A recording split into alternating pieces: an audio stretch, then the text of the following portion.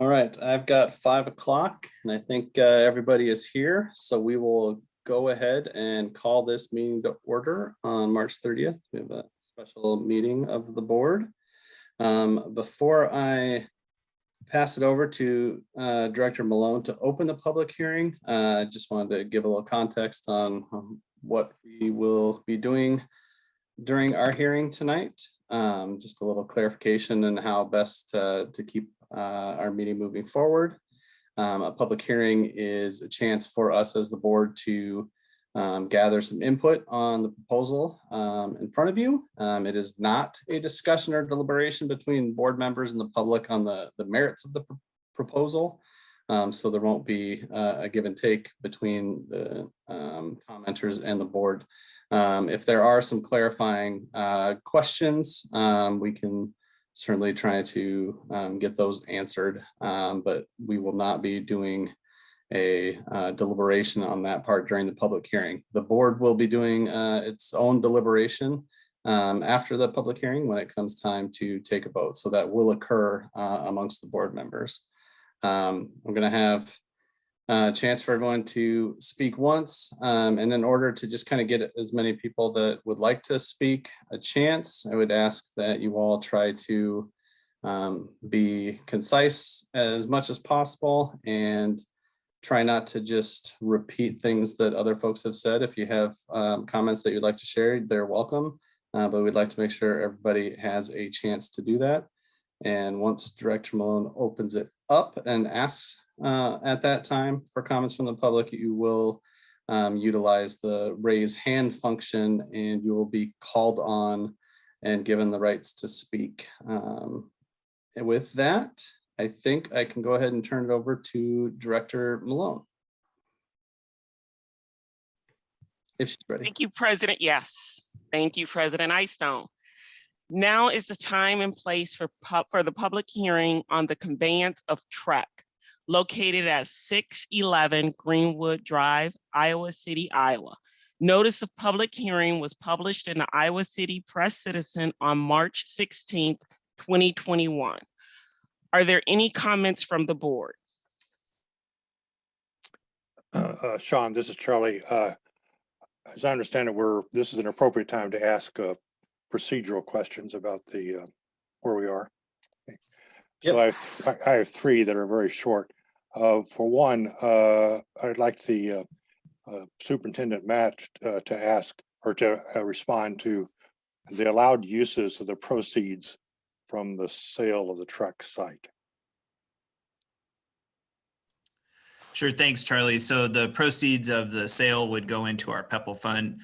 Last time you guys approved a PEPL, or the last time we met, you approved our PEPL life cycle budget. It would also cover things in our PEPL budget, also cover items like our rental of swimming pools that need to be used for some of our extracurricular competitions, and also the portion of the lease for our bus service. It doesn't go to pay the drivers, but it does cover a portion of the lease for our buses. Thank you, Matt. And the second comment I have is just to verify again that the board does have discretion to reject any and all bids that we received up to this point, as is stated in the bid document. Yes, that's correct, Charlie. You could, the resolution of this evening could be to reject all of those bids. Okay. Okay, thanks very much. Yep. Are there any comments from the public? If so, please raise your hand and you will be called on. And first up, it looks like we have Sam Rogers.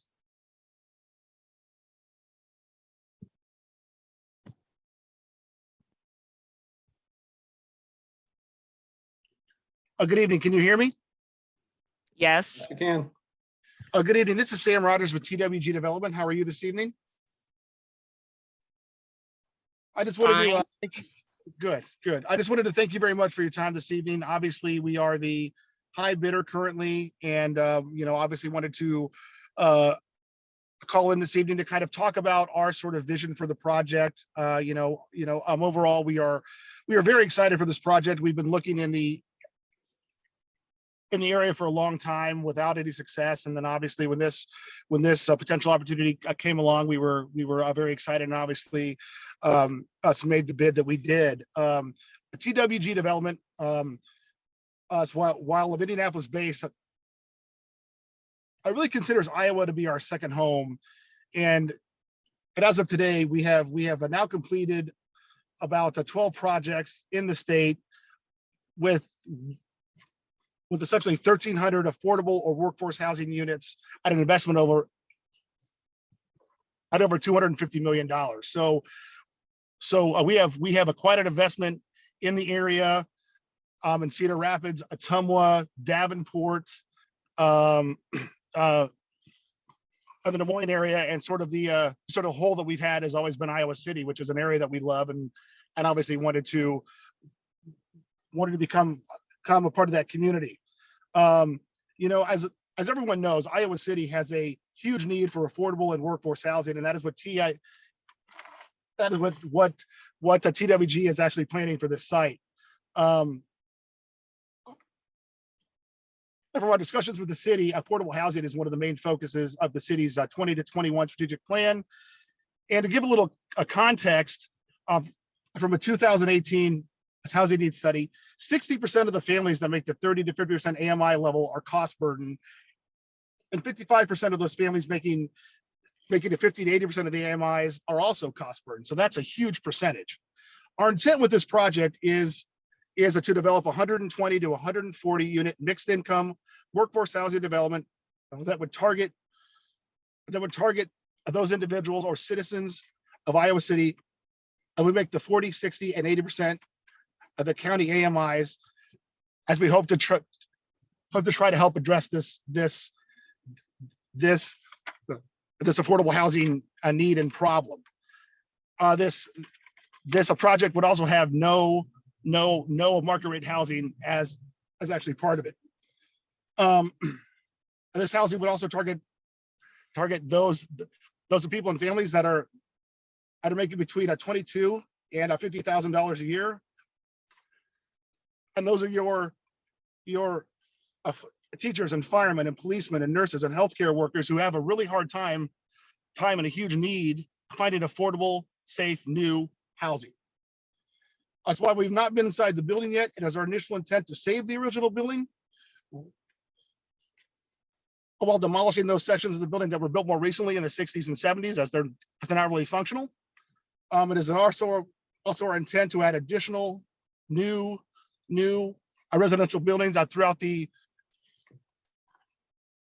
already developed sections of the property. TWG has experience converting older properties with the potential for environmental issues, having converted 17 properties previously into affordable housing, including eight former school buildings. TWG is very aware and wants to respect the sensitive areas on site and the city's sensitive areas of ordinance as well. We have no intention of developing those parts of the sites that fall under that sort of category. From a traffic and access standpoint, TWG intends to have a dual access points on both Benton Street and Greenwood to mitigate any potential traffic issues. And obviously, as part of a rezone and/or city approvals, we would also have to submit to an overall traffic study as well in order to abide by the recommendations of that traffic study. In closing, TWG is very excited for this potential development, helping bring new, safe, and affordable housing to the area. Our proposed development helps to satisfy that need. And as I stated, our intent is to try to save the existing building and to respect what the traffic needs as well as accessible areas as well. And with that, I'm happy to answer any questions. Thank you, Sam. We're operating as though this is the public meeting, so there will be no questions, but thank you. Understood. Thank you very much. Next up, and apologies if I mispronounce anybody's name, Marynutson.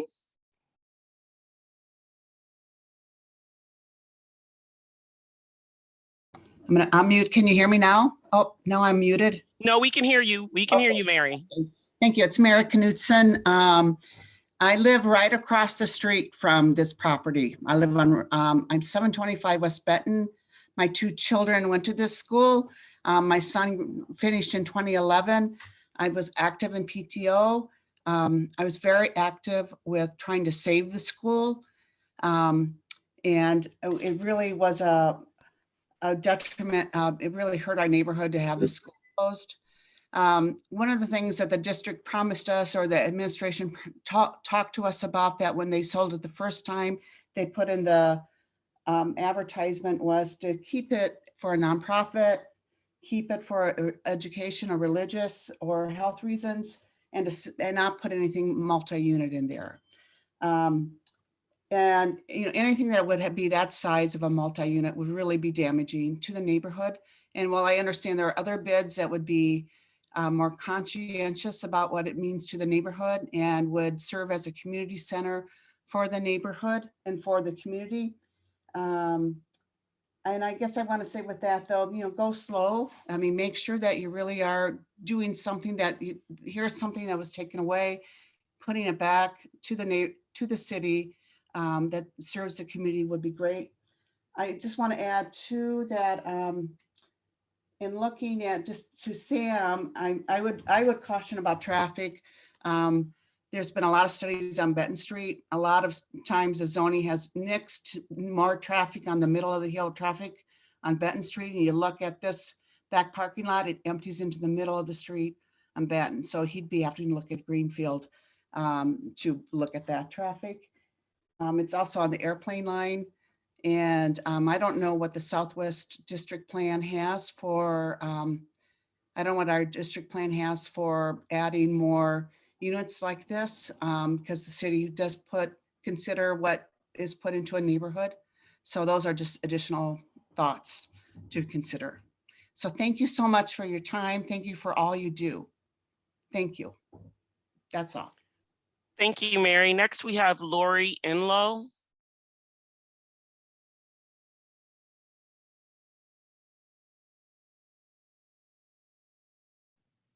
Okay, I should be unmuted now.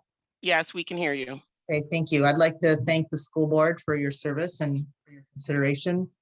My name is Lori Enlow, and I am also a Roosevelt parent, former Roosevelt parent. I've lived in the community, in Iowa City community, for over 30 years, and I'm very invested in this, in the neighborhood.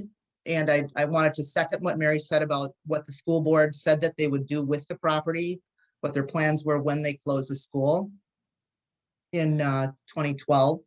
So you can put like 2 people voting for, keeping it local, keeping it to support in the community for health, religious, or educational purposes. And we have some very good, there were some former bids in from local nonprofits that would help keep the space. I think one of the other things that Mary didn't point out is currently in this community area is there, when you look at green space and what the open field in Roosevelt is being used for right now, is a lot of people come and gather and do activities, and losing that space would be a detriment to the community in that way. And I would strongly consider the multi-unit property, increasing the population density in that area, and the concern for traffic also in the neighborhood. So you can, and I agree with everything that Mary Knudsen also said. So thank you again for your consideration. Thank you, Lori. Next, we have Omar Shaban. Yep. Good evening, guys. My name's Omar. I'm currently a 3rd-year medical student at the Carver College of Medicine here in Iowa City. I actually grew up in this community. I moved to Iowa City in 2007, and I've been a member of the city. I've gone to City High, Southeast, University of Iowa, and I've stayed in Iowa City since. And I know that another bid that's being placed is from the Iowa City Mosque.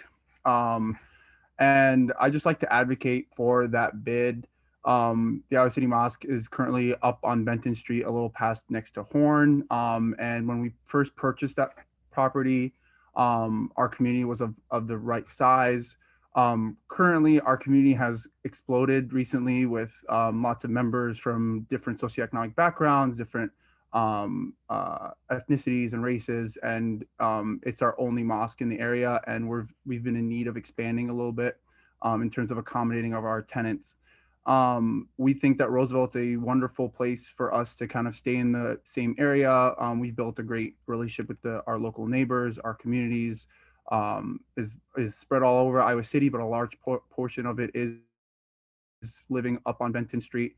And we think that Roosevelt would be a wonderful place and space for our community to continue to provide services for our community, to create interfaith developmental programs, and kind of continue having that site the way it is. We don't perceive like as any editing to the site, kind of continuing as a green space, continuing it the way it is. And I'd like to advocate for our organization to be considered for the bid. And I think it'd be a wonderful component to the local community as well as the Iowa City area. Thank you, Omar. Next, we have Nasser Mohammed.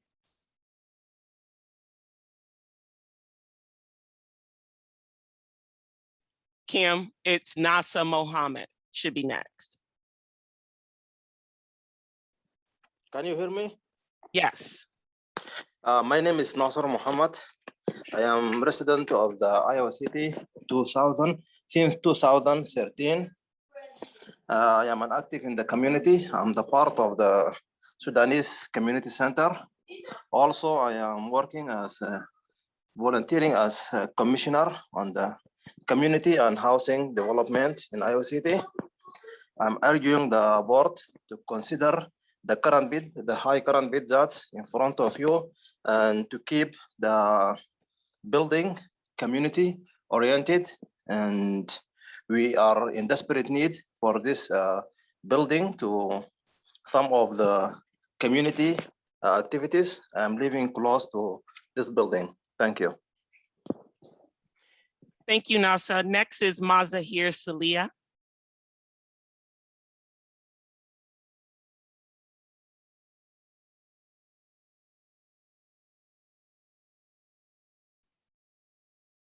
Zahir, can you unmute?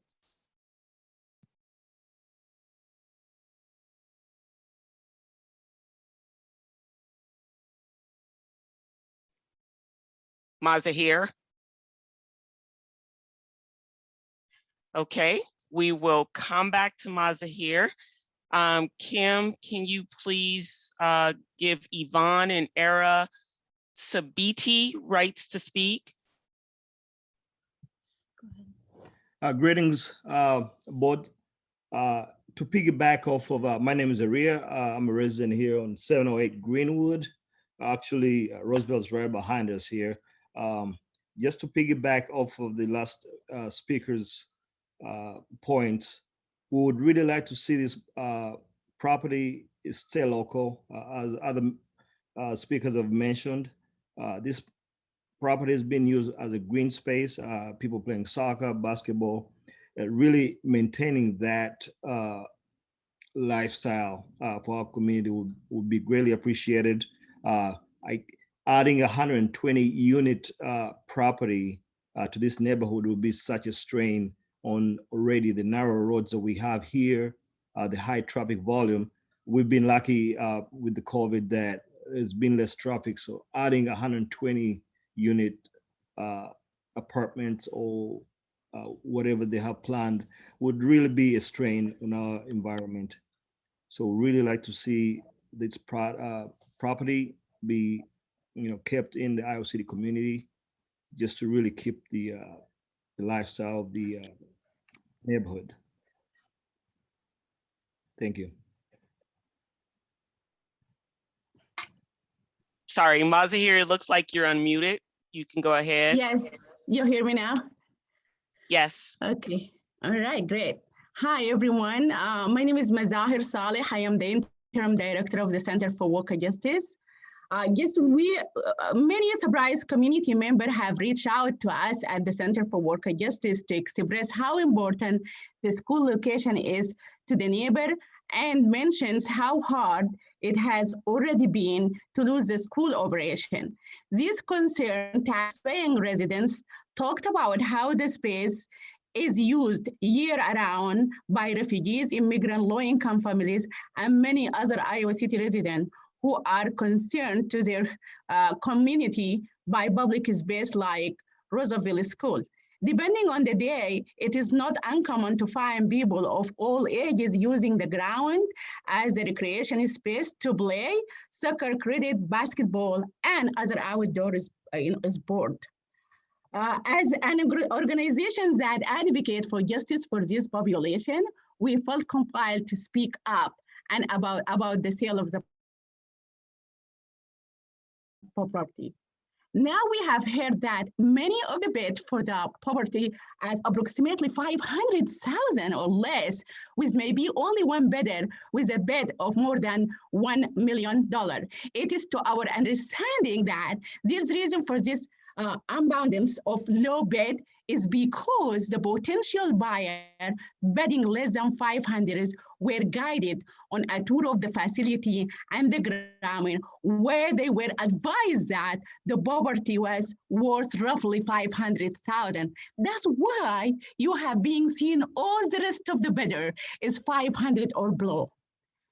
We believe that it is within your power to vote no for this proposal in front of you and reopen this bid with the conditions that would limit the use of the school to community-based purposes.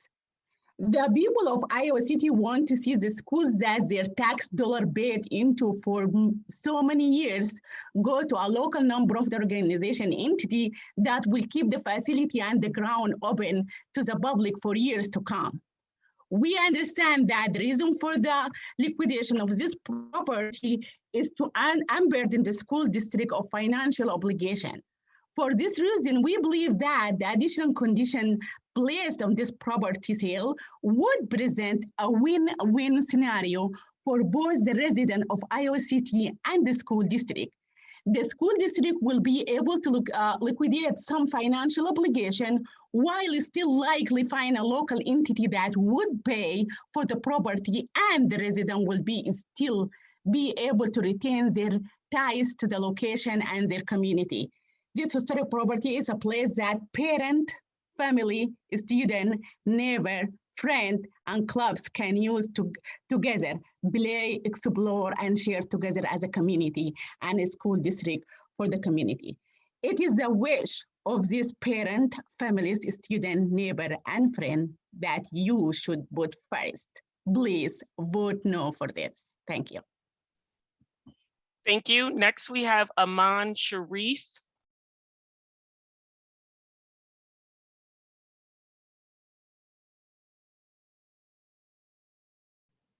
There we go. Hello, everyone, and I'm so happy to be with you today. My name is Ayman Sharif. I lived in Iowa City since 2013, over by the west side of the city. I'm an active community member. I founded Global Food Project of Iowa City back in 2016, which served the purpose of integration and connectedness between different groups in the community in Iowa City. And I also graduated at the School of Urban and Regional Planning at the University of Iowa. I would like to urge the school district to postpone, delay, or cancel the consideration to sell Roosevelt Elementary for the following reasons. First of all, I can see the importance of the building as a historic structure that definitely the historic preservation and the community would love to save the building and repurpose it in ways that would retain its historic character. Iowa City also has a lot of movement in terms of the climate action, and the climate action accelerating report point to the emerging need for the community resilience hubs, which are physical spaces and their surrounding infrastructure that are prepared and used to meet numerous community physical and social goals, including improved emergency management, reduced climate pollution, and enhanced community resilience. Roosevelt Elementary is one of the places valuable and scarce available that can really be this kind of buildings. And also the other thing is, as green jobs are steadily growing here in the Midwest, such as the wind and solar industries, Roosevelt Building is becoming extremely important as a community asset that can be retrofitted and repurposed. For example, as a green tech center with a focus on educating and training at-risk youth on climate resilience and green jobs in industries. And there are a number of models, like I will point here to the one adopted by Olathe School District in Kansas, which really serves the purposes of climate action. As well, I think the building is needed now more than ever with the steady growth of the field of climate resilience planning that integrates the strategies to reduce greenhouse gas emissions and any other ecological devastation with the strategies to prepare vulnerable communities to actively participate in the development and the implementation of planning that will prepare them to survive and thrive through the increasing impacts of climate change. I finally, again, urge the board to delay the decision to sell the building until the time that will provide enough time to conduct cost and benefit analysis that would equally consider the economic, environmental, and social benefits for the building or the building offers to the community before deciding its fate. And thank you so much. Thank you. Next, we have Esma Ali.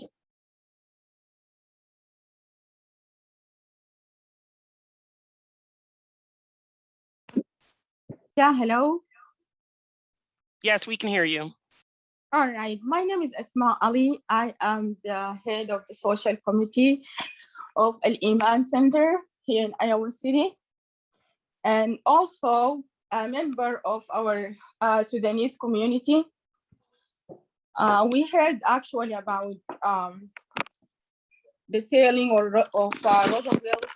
I am really one of the people who have very interesting in selling that building to us as an Iman Center.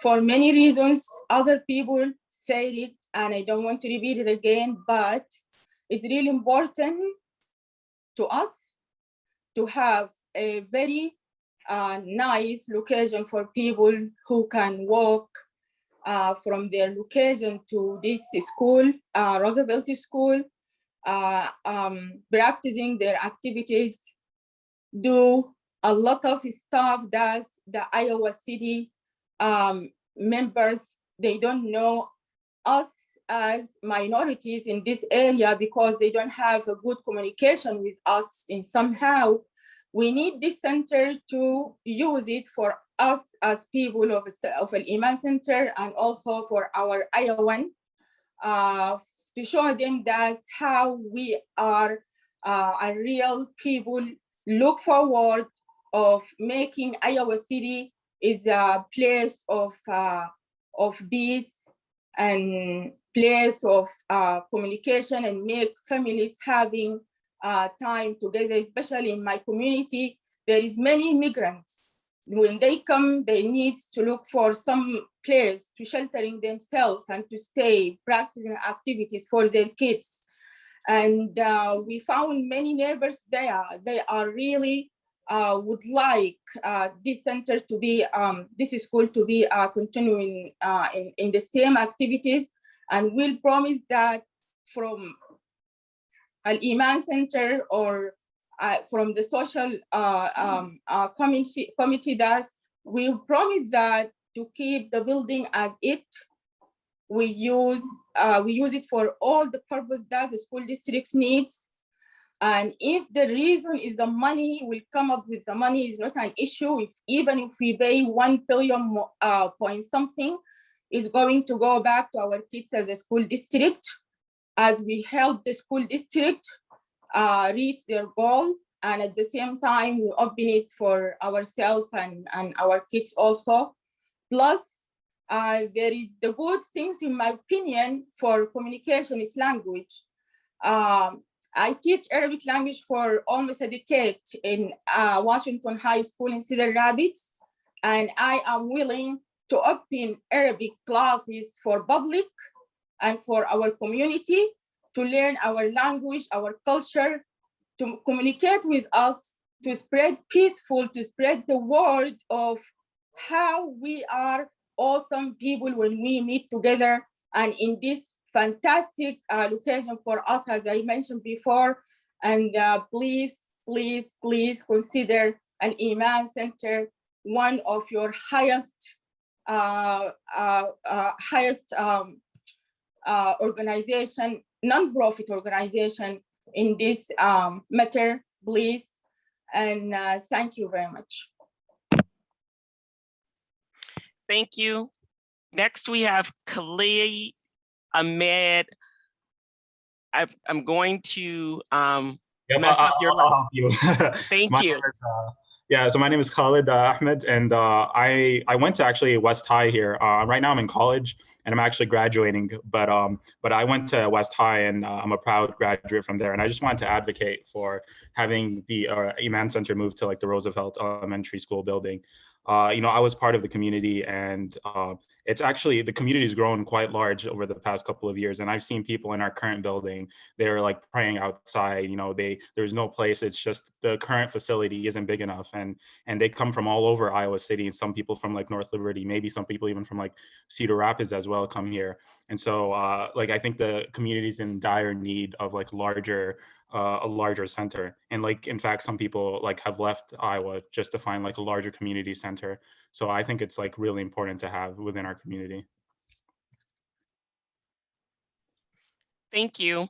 Next, we have Osenyu Kita. My apologies if I'm sure I mispronounced your name. Can you state your name for us? Yes, my name is Osenyu Keita.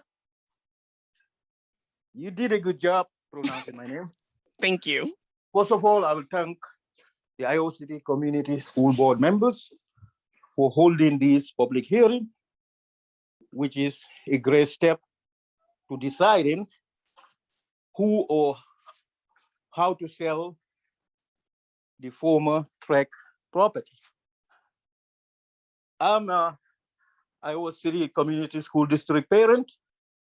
Actually, right now, my son is at a track and field meet, which I'm missing right now because I always want to go watch him and cheer him with his peers.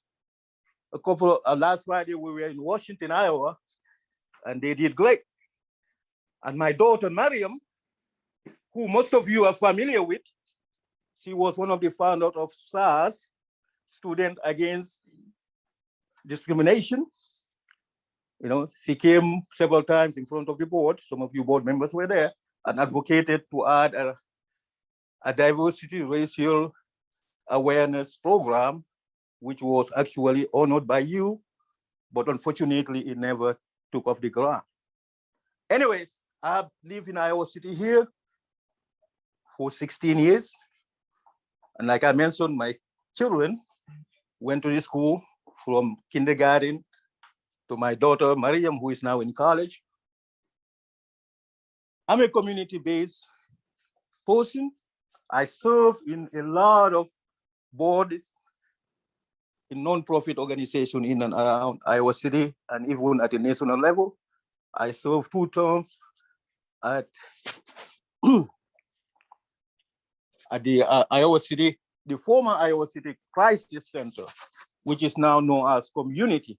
I'm gonna give a little history on my tenure on the Johnson County, the former Johnson County Crisis Center, which is now Community.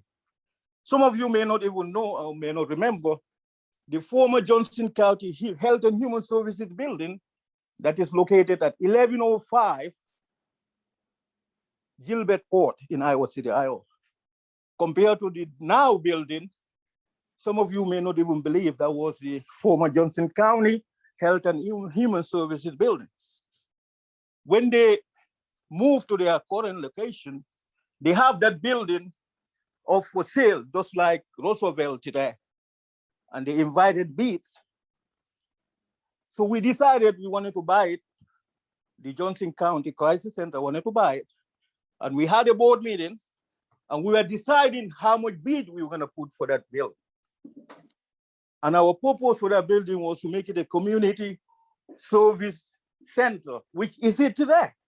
We have most of the local community service center housed at that property, 1105 Gilbert Court. If you're not aware of it, you can look it up. I can give you the list of some of the community service doing great community service, reaching to hundreds, if not thousands of people in our community. So at that meeting, we were deciding how much bid we're gonna put. I told them, okay, we don't have money. We are a non-profit organization. We rely on donation and stuff. So we cannot compete with a potential developer who is gonna come and bid a lot of money. So why not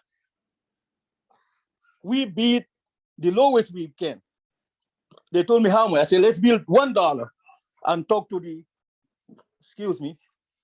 Johnson County Board of Supervisors about our interest and what we want to do with the building. And that's what we did. We bet $1 and give them our proposal. And guess what? They sold the building to us for $1. And today, that building has a lot more than that to the community and the people of Iowa City. So this is what we look into and think about when we selling a community property, a public property. Yes, money is important. The Iowa City School Board needs the money. Our children need the money. Again, my kids go to the Iowa City Community School District. My son in sport, they need money. But at the end of the day, the most important thing is serving our community, serving our local community for non-profit based agenda. A developer can say all they want. You have to remember there is no commitment. They can say all what they want in order to convince you to sell it to them. At the end of the day, there is no commitment to that. One more thing. I don't know how many of you try to go up Benton Street during a snowstorm. You get stuck right there sometimes for 30 minutes or so because cars try to go up the hill, they roll back, right down back. It becomes a mess. Can you imagine having more traffic in that area? That's why this public meeting is very important, so that you can hear from people like us who know exactly what's happening around there. Most of you probably don't know. So I'm here to urge you, not as an interested party, but as a community member, a parent of the community. Somebody who has vested a lot of time in a community service to benefit our community, that it is better to sell this property and keep the promise that the former board members made to us when they were closing the school originally. It was limited to only a certain group of people, not a developer. A developer wasn't part of that group. And I urge you and implore you to go back to that and keep it that way. This will be more beneficial to us, the Iowa City Community School District, and to the citizens of Iowa City. Thank you very much for listening to me. And I wish you vote to do the right thing. Thank you. Bye-bye. Thank you. Next, we have Mohammed Suleiman.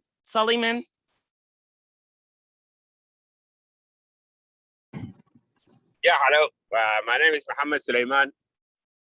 I live in Iowa City since 2012.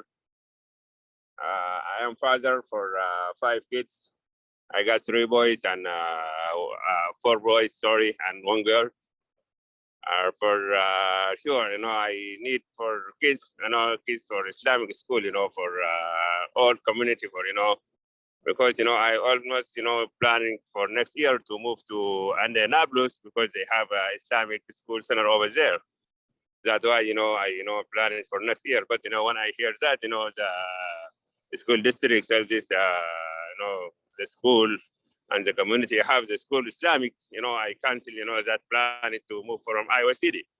I hope for my kids and for all my community, Islamic community, and all the Muslim in Iowa City, have that school, and I ask for school district and all Iowa City, have authority for that to give us this opportunity to have Islamic school district for all for our community.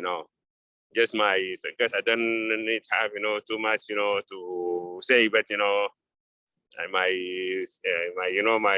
request to Iowa's school district to have that to belong for us because for sure for real for we need it for our kids because we have big community every day too many people coming to Iowa City I know a lot of people. I got my cousin from he moved to Indianapolis for just for Islamic school before they didn't have it here in our city. I want to also but when I have it here, nobody can move from Iowa City, because it's for better, because I live in New York City before, I live in different state, but Iowa City is best, to my kids, the community and everything over there. That's my hope. I get to that, for our kids, for future, and thank you so much, for giving me that chance, Mohammed Suleiman. Muhammad Hassan and Suleiman, actually. Thank you. Bye. Thank you. Next, we have Abu Sagria. I am so sorry for butchering your name. Please pronounce your name for us. Thank you so much. No, actually, it's a very difficult name. So my full name is Mohammed Abu Sugra Osman, and it's very hard for everybody to pronounce Abu Sugra. Thank you so much. I would like to say first, good evening, everybody, school board members. Thank you so much for this opportunity. I'll make a brief comment. I won't keep you for long. I'm a father of 3 kids. I've been living in Iowa City here for almost 7 years. Since my 7 years of stay in Iowa City, I've been always working out of state. That's my job. So I never worked in Iowa or Iowa City. And I've got a lot of proposals to move out of Iowa City so I don't have to commute, catch a flight every time I'm going to work and coming back. I rejected all the proposal to move out of Iowa City. Not for any reason, except one reason, that I do love Iowa City very much. I do want my kids to grow up here in Iowa City. Great community, great people, and that's what I've been advocating everywhere. I go nationwide, everywhere. And people, they ask me, why are you living in Iowa City? It's a very surprising for them. And I say, you guys don't believe it. It's the best city anybody can live at.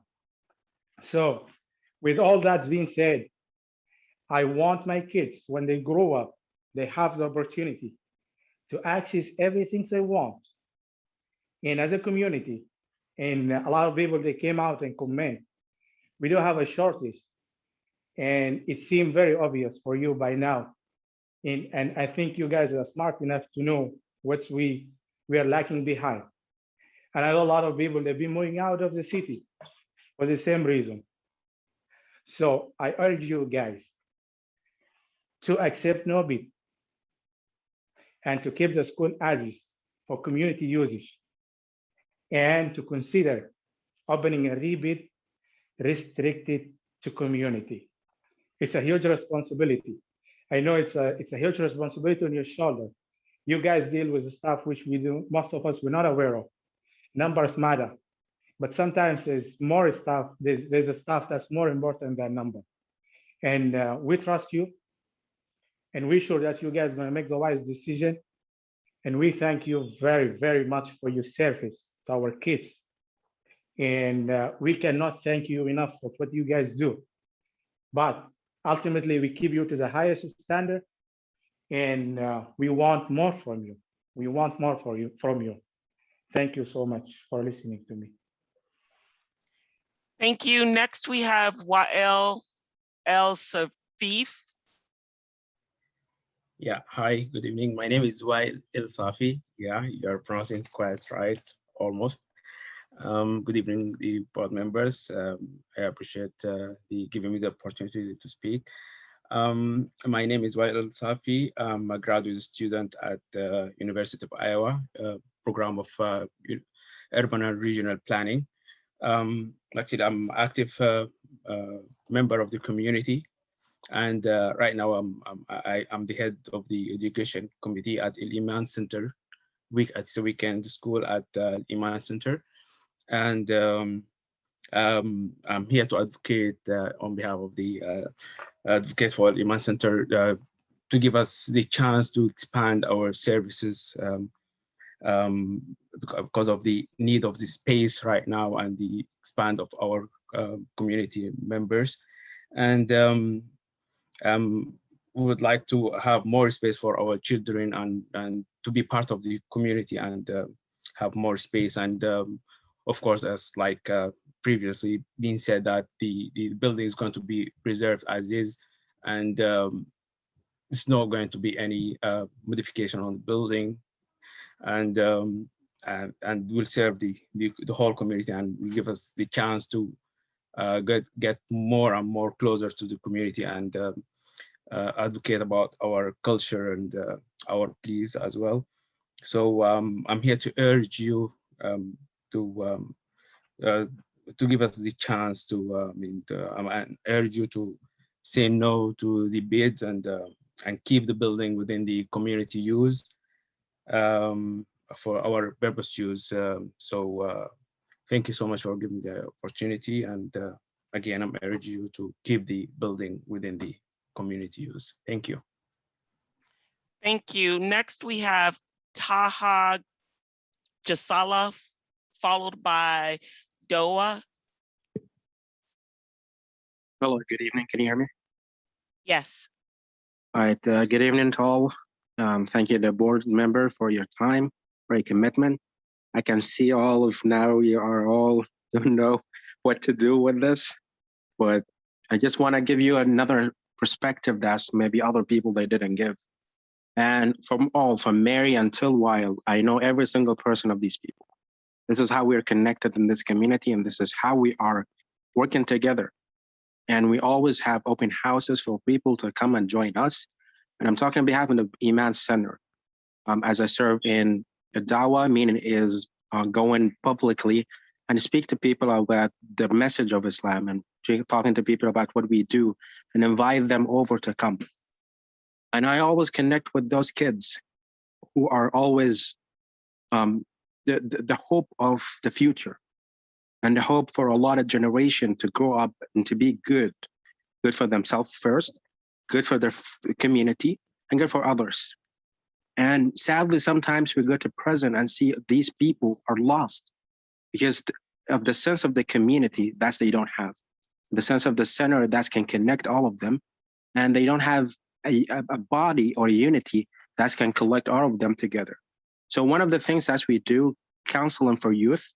So we do like a workshop to teach them about how to interact with others and how to learn about their religion and how to present the Islam in the best way.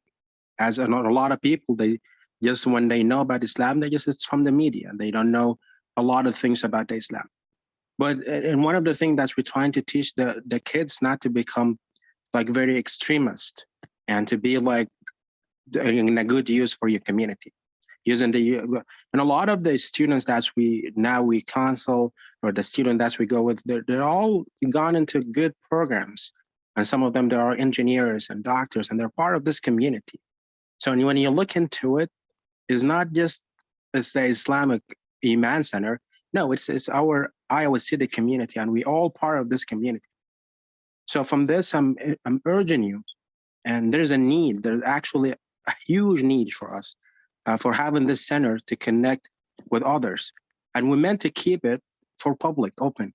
people that can still practice their basketball, practice their soccer, practice whatever they do, and that's Greenfield. So please, it's a message of a need. That's we need this center for our kids, for our community, for the city community. And with that, I'm just ending. And thank you for what you do, and thank you for your time. Thank you for your commitment. Thank you. Next, we have Dawah. It's DOAA, followed by Shaheen. Oh, sorry, I don't know what that is. Yes, hello everyone. My name is Dawah. I am a master's student, graduate student at the University of Minnesota, but I did complete all of my schooling in the Iowa City School District, and the Iman Center played a huge role in where I am today. And as many people mentioned, it gave me a sense of community, and it was a safe place for me growing up. I've been involved in the weekend and summer school as a student, but then I went on to become a volunteer and a teacher. Given the location of the building, it's central to many of the community, and it can continue to be a safe place, especially for young children and the youth to thrive. And I know that it will be used to give back to the community, not just the Muslim community, but the larger Iowa City community. For example, one of the groups that's part of Al Iman Center is a youth girls group where before COVID, there was a lot of work volunteering with the food bank, cleaning up stadiums. And so I guess my point is to say that it won't only serve the Muslim community, but it will also serve the larger Iowa City community. And a lot of research and statistics show that youth, especially from underprivileged communities, thrive when they have a sense of community. And so just looking at like the Iowa City school district results and like this, there are certain schools doing better than others. And I think that Al Iman Center would also play a role in that, and it would overall help with the larger community and just like the youth, specifically the young children. This is why I strongly urge the board to reconsider the bid. And we thank you so much for your time today. Thank you. Next, we have Shaheen, followed by Iman, instructor 1. Good evening, everyone. This is Shaheen. You actually did a great job of pronouncing my name. So I'm a postdoctoral research scholar at the University of Iowa, and I hear that you have multiple bidders on that school building. This school was built, I think, over 100 years ago to serve the community. So I would urge you to keep it in the community and to serve the community. So even though you have a very high or a huge difference between the closest non-profit organization to the developer or the possible developer, I would keep it with the non-profit organization because it's not only money. I think it's a huge meaning. It's a huge, it's an integral part of the culture of Iowa City and the Iowans. I would keep it as a school. I would give it to whomsoever will keep it as a school to keep serving or continue serving the community and the kids. So it's great to have more money, but what's the point of getting money? Will come and go, but keeping it to serve the kids of this community would be the best, or for the best interest of all Iowans and all the residents of Iowa City. So please keep it for a nonprofit organization that will keep it as a school, as it has always been for over 100 years ago. For over 100 years, I would keep it as a school. So if you have a nonprofit organization that will keep it as a school and keep serving the community of Iowa City, I would gladly give it to them, even though there's a huge difference in the bid that they have done. Thank you all. Thank you. Next, we have Iman, instructor 1, followed by Aya. Yeah, thank you so much. I'm actually Ruba Ahmed, and I'm a junior at West High School. I also volunteer at the mosque, and I'm a member of the Maryam Girls Club, which is just a club for Muslim girls.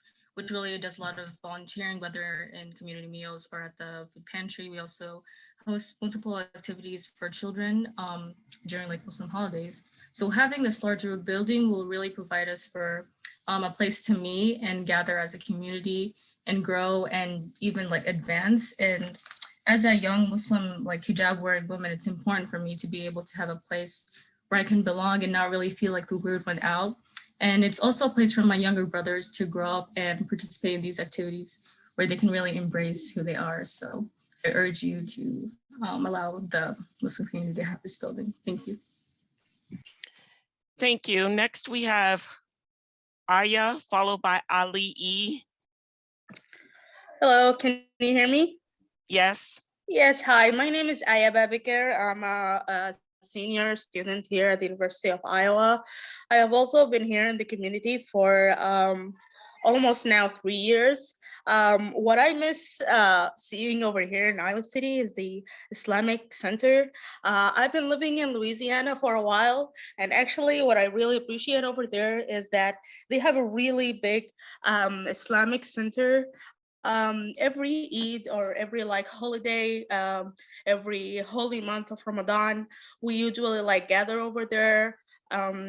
Like kids go ahead and learn more about Islam and what does it mean to them, especially the kids who are born here, but they don't know much about what is their religion, you know, what does it mean to them, or like what is the right way to practice it. So I really believe that having an Islamic school, Islamic center over here would be a great benefit for young children and youth at the same time.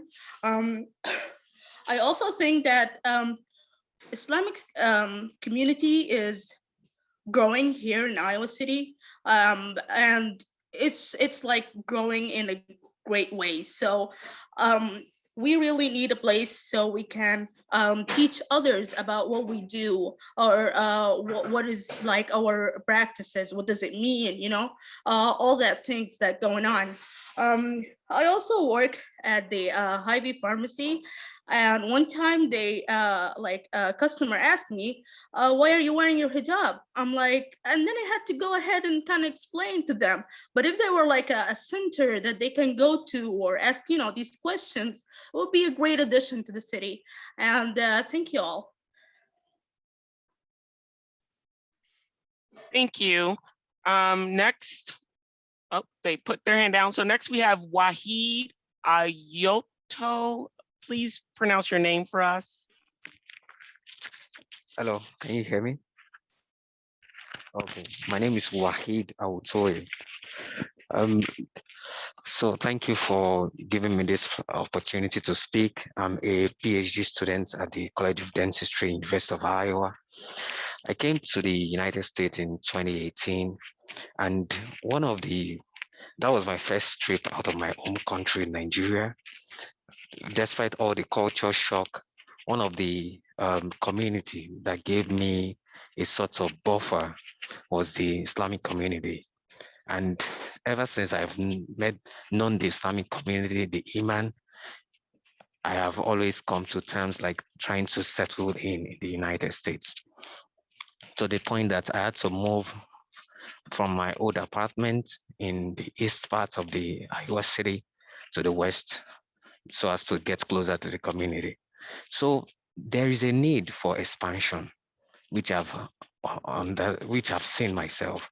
The current site on the West Benton Street is small, and because of the growing population, there's a need for the expansion. And I think this opportunity of the old school, if given to them, looking at the fact that we look at the future, like what will this expansion, what will it bring to the community? And because of the kids that are growing up, because of the population that is going to increase over time, I believe giving them this structure would help them plan as they expand and as they accommodate new people into the community. Thank you so much. Thank you. Next, we have Eunice Robinson. Everyone hear me okay? Yes. Awesome. So my name is Eunice Robinson. I am a sophomore at the University of Iowa, and I have grown up in Iowa City my whole life. I went to City High School Southeast as well. I just want to talk a little bit about the important role that the Ayman Center kind of played in my life growing up. So I started going there when I was probably around like 4 years old, and it really filled this like specific niche that nothing else in our community really did, especially in the school board. Especially on the eastern side of town, it was very difficult to like see many students like myself growing up from similar backgrounds, similar religious backgrounds, similar ethnicities.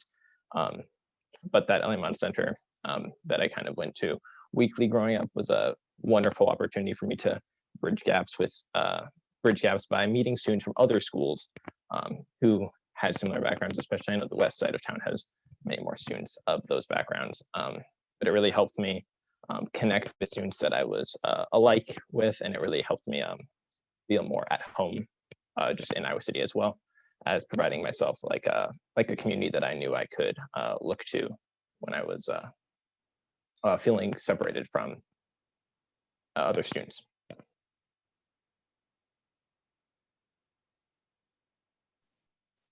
Thank you so much.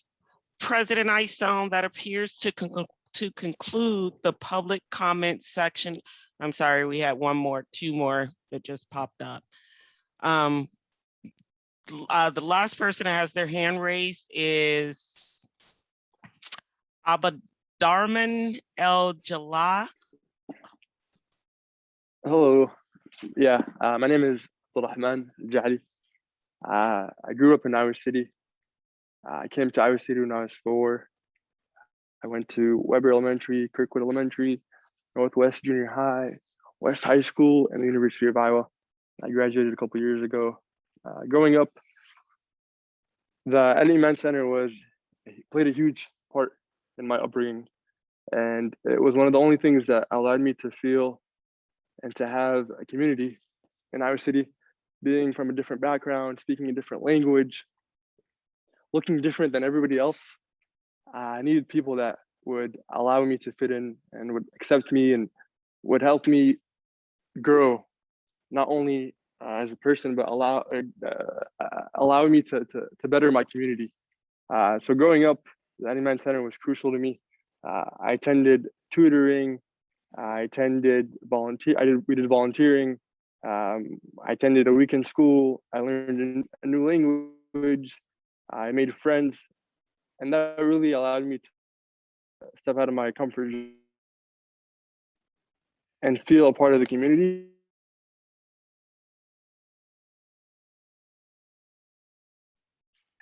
I'm one of the only people. I'm sorry, it appears that we keep losing you. In Iowa City. It's because I feel like the people here are truly different. I've been in other cities. I've been in other states. I've worked with different people, but Iowa City's different.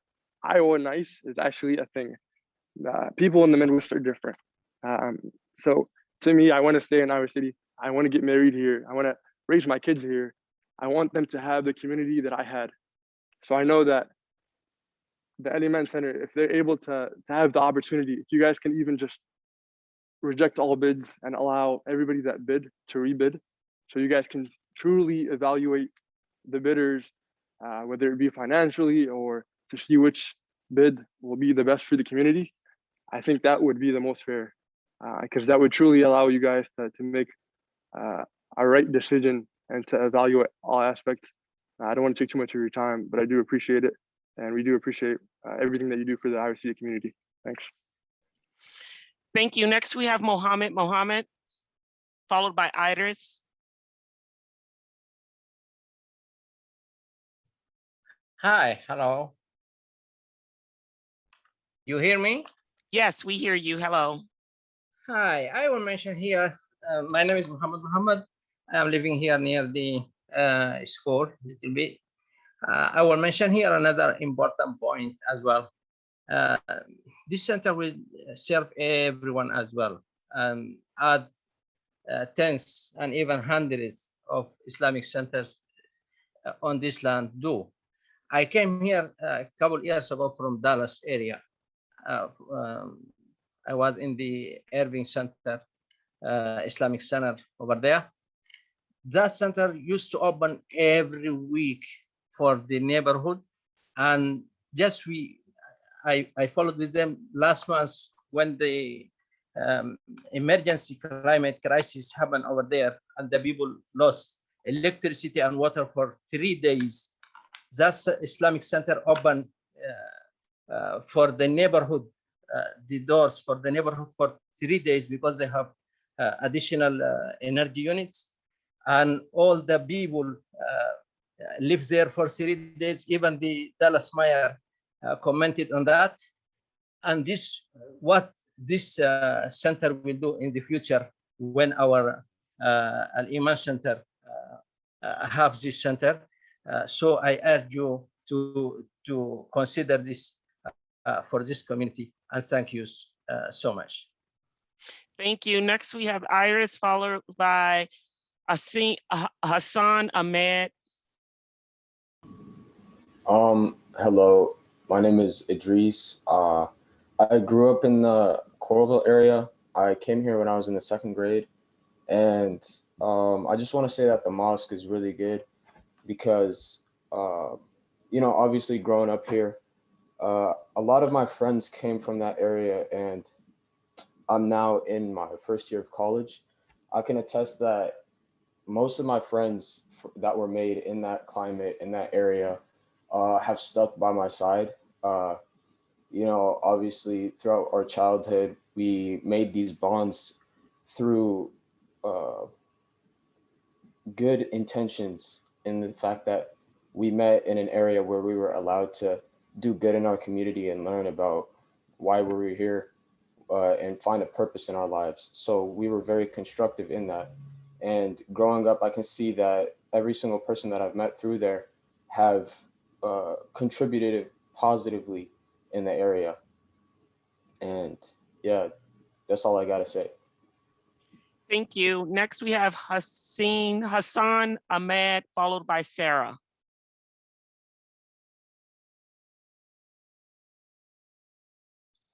Can you all hear me? Yes. Perfect. Thank you so much for the opportunity to speak here. My name is Hassan. I've lived in the community for quite some time now. I moved here when I was 5 years old with my family. We were immigrants from the United Arab Emirates. We're originally from Sudan. When we first moved here in the early 2000s, my mom was a single parent. It was me and my 2 other siblings, and the Iowa City Mosque was an integral part of what the community, and it enabled us to be able to have a sense of community. And the most important part of community is a sense of unity. And that's exactly what the Iowa City Mosque was able to afford us. When my mom wasn't able to take care of us, it was the Iowa City Mosque that took us in and was able to take care of us. And from there, we were able to grow and mature and become productive parts of this community. I am currently a medical student here on campus. My brother was a pharmacy student here, and my sister is actually a nursing student in a different state, but she went through the Iowa City Community School District system just as all of us did. It doesn't take a lot to realize how diverse the community here is in Iowa City. If you just look up at your screens right now and see all of these lovely faces on the screen at the moment, we can tell that the Iowa City community is an extremely diverse place, and the Iowa City Mosque has been a great part of bringing that diversity and that sense of community and unity to the Iowa City area. I urge you as a board to reconsider the bids for the Roosevelt School. I know plenty of friends that went to Roosevelt and they loved it as a school. I personally went to Weber Elementary, but all of my friends went to Roosevelt, and to keep it as a school for the Iman Center would be a great part of the community and would continue to make it a diverse place where we can grow and spread our community. Thank you. Thank you. Next, we have Sarah, followed by El Wazila El Hassan. Hi, everyone. My name is Sarah Haroun. I'm a graduate student at University of Iowa, School of Social Work. I'm also a mom for 17 years old. He's in West High School I just want to say Iman Center is a good resource for our kids and for my son. And also, I just really want to bring this as Sudanese. We have an idiom in our culture or religious, we just kind of like saying, if there is a need in your family, in your community, and you have something to give, it's shame of you to give this thing out or for some other out of your community or out of your home. This Roosevelt is really needed for an Iman Center. We really need it. And also as a social worker, I'm very kind of sad to see the red line policy affect us as a minority, as a Black people, as immigrant. I guess I'm not being a good, I feel like I'm not being a good advocate if I didn't stand up and just try to support my community, to support my minority, to support the community. This for the community is non-profit. It just really helps the community. It just really help us as a minority, and please stand behind us, and we have to make this, and we have to support this just to help us and help the community. Thank you. Thank you. Next, we have El Wasili El Hassan. Hi, do you hear me? Yes. Hi, my name is El Wasili El Hassan. Electronic engineer at Collins Aerospace. I'm just gonna keep it short here. I would like to support the bid for Iman Center. I came here to Iowa City since 2013, and I was thinking strongly to leave Iowa City because of the cold weather, and I found huge support from Iman Center because I was struggling going to school during the winter time, and the winter was like new weather to me, and also they give me this huge support to support myself and continue the school and also support others. So please, I cannot say more than the people what they have said already before me, but I urge you to bid no to the developer and give a chance to support our community by having this wonderful place to expand. And I also would like to thank you so much for all your service that you do for our kids. And that'll be all. Thank you so much. Thank you. Next, we have Peggy Aguilar.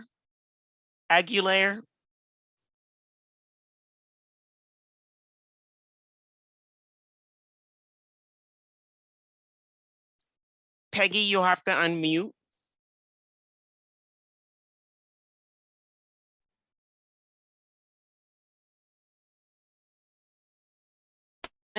I'm sorry, I didn't need to put my hand up like that. Okay. Okay, thank you. I want to speak. You do want to speak or you don't? I do not. Okay, thank you, Peggy. President Eystone, that concludes public comment for this public hearing.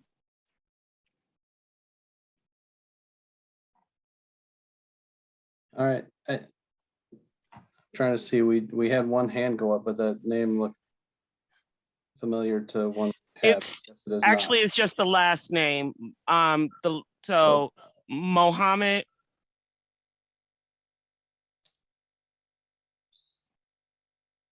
Hi there, can you guys hear me? Yes. Hi, my name is Mohammed Rawabi. My family resides on Dover Street. You heard from my brother earlier. I went to Lucas Elementary, Southeast Junior High, City High School. My last time actually speaking to the school board was in a capacity as a student body president of City High in 2013. And currently I'm a medical student at Case Western Reserve University, and I'm going to start residency training to be a physician at Washington University in St. Louis. For that, I'm forever indebted to the Iowa City Community School District, and I thank all of you for being a part of it. But I'm also indebted to the Ayman Center of Iowa City and the Muslim community in Iowa City for values and ethics they instilled in me, and so many others that you've heard from already on the call. It's provided a place for children and adults to learn and to grow, not only in as spiritual individuals, but as community members and citizens. The vast majority of these individuals are from low income or low resource environments. And I want the board to consider, as it attempts to make decisions to best suit children of our community, that it recognize kind of the value that the Ayman Center has brought to hundreds of students in our district, and all of whom, vast majority of whom attend public schools in Iowa City. And you've heard from many medical students. I can name 20 people off the top of my head that just graduated with me or years near me, who are now engineers and doctors and other sorts of very productive members of our society. I just want the board to consider this community when it makes its decision on the bids. We're serving hundreds of people every week. Currently, our mosque has 4 rooms. It serves as a place of prayer, community gatherings, a lecture hall, and a weekend school for the youth. And I hope that the sale of this building will help to serve our Iowa City community in a great capacity. And I think this is a really beneficial way to do that. So I thank you all for taking the time to consider all of us, and have a great evening. Thank you. Next, we have Mohammed Jory.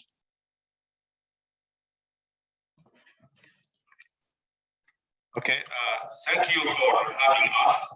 My name is Mohammed Jory, and I work as a department assistant at the Community Development. I am also the General Secretary of the Sudanese American Community Service and Corporate. I agree with what the other people were saying at the meeting. I would like to ask you to consider to delay the sale to somebody from out of state. And thank you very much for listening to us. Thank you. President Einstein. Okay. Kwame Mohammed.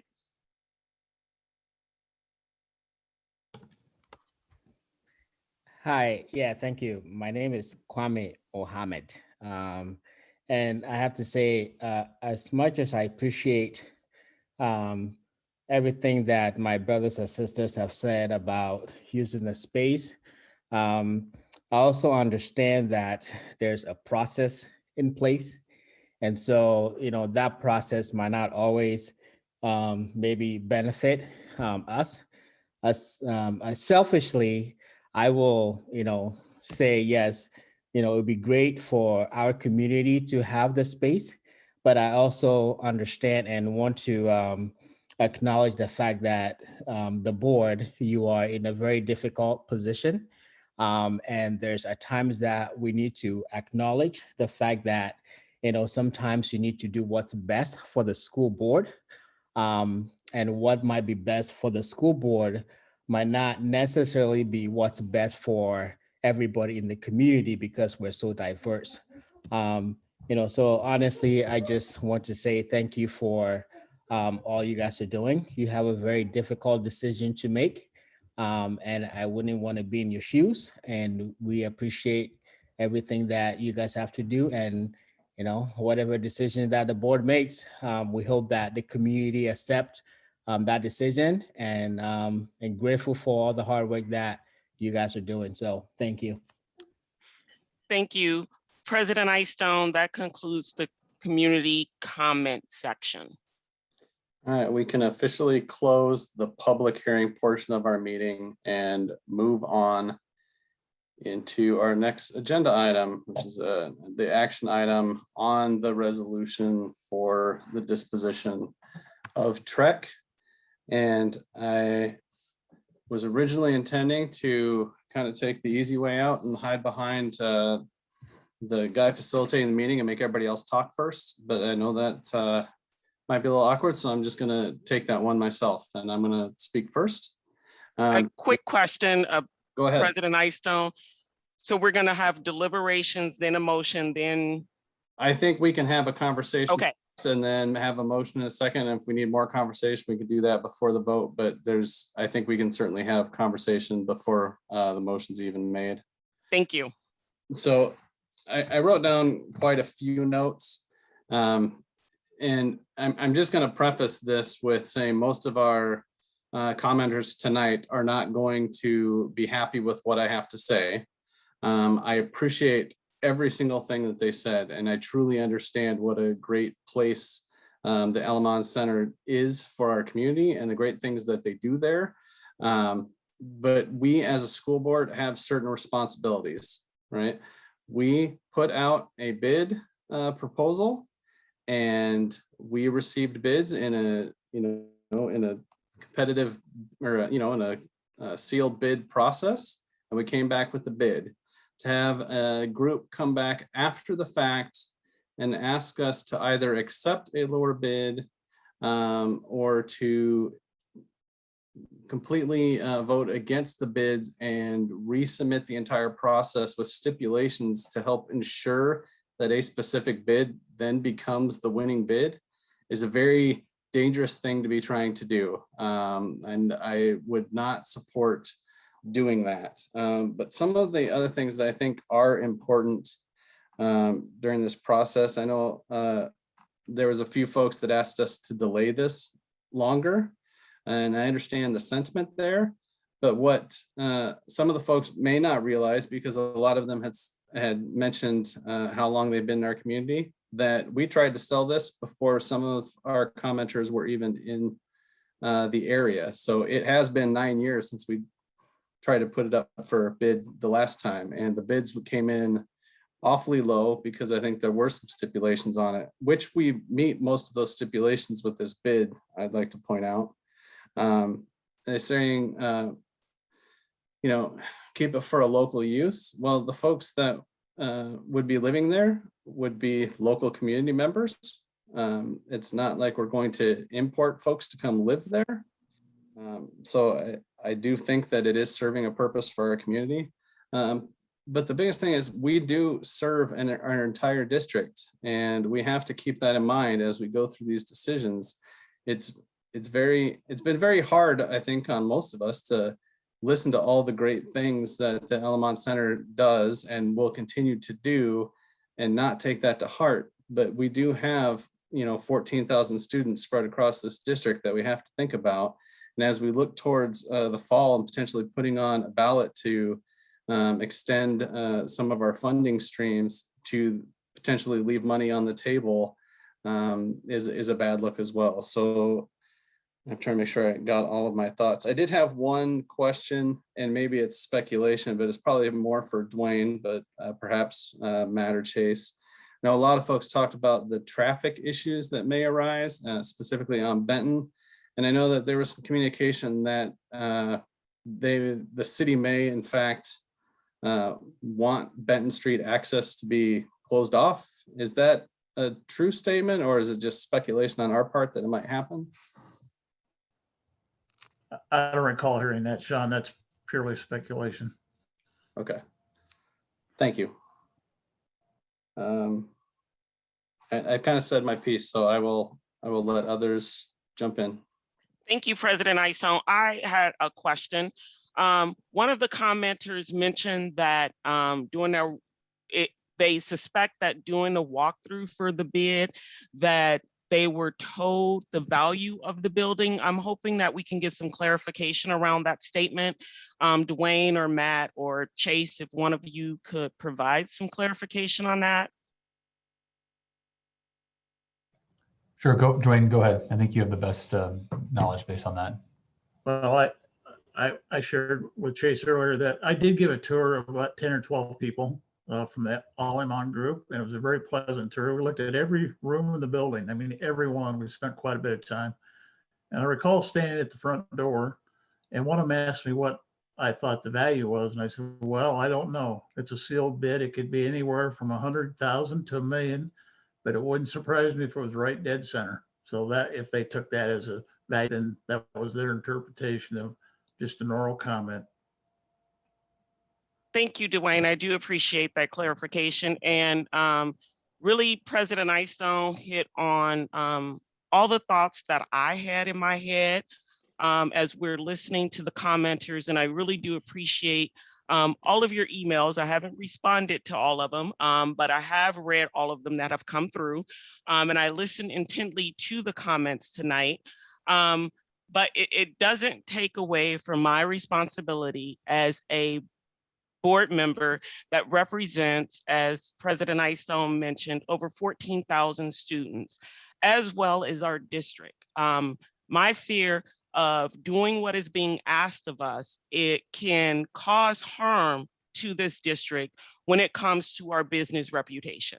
I cannot serve in a manner that can open us up to that, even for future boards. So my thought tonight will be to proceed with what's on the agenda. I do want to make a comment. I know President Eystone mentioned a couple of other things. I think one comment that came up was that a prior board made certain promises of what I guess what a particular property can and cannot be used for, what they would allow and not allow. I do want to state that I do not believe that a prior board can bind this board to what this board was not party to. And as I do appreciate the comments, and I would say I've given a lot of thought to this. And one of the things, I mean, obviously, we all want what's best for the community, and I would wish it would. This property would go for community use. But as I think about it too, I say this with a lot of respect. I'm not on the city council. I'm an Iowa City School District board member. And so my responsibility is to do what is best in the interest for the school district. And I don't want us to set a bad precedent here. There was a process that was approved by our attorneys. And I believe that in the bid, I don't think there was room for a protest. So we cannot in good conscience just throughout this whole process, because obviously it didn't go well for a group of people. I totally respect everybody's views, and I appreciate what that particular community or that particular area has done for a lot of the Iowa City residents. And so I don't want to keep going on. I want to give time for other board members to comment, but I just had to say that. So if, Sean, if you don't mind, I'd like to make some comments. To begin with, if I had understood a few weeks ago when we were putting together the bid process as we eventually agreed to, what I have understood after the last week in listening to all of the comments and the wishes and ideas expressed not only by the Alameen Center, but by neighbors in this community, as well as at least one other nonprofit in town, which has indicated they have an overall interest in perhaps doing some specific housing for this site or maybe other sites, which would benefit greatly students in the district. If I had understood all of that or had access to information that I have now, I would have made a much different argument and decision before when we were considering the process that we're looking at tonight. So I want to say frankly to the community that I made a mistake a few weeks ago, and I'd like to have a chance to correct that mistake now.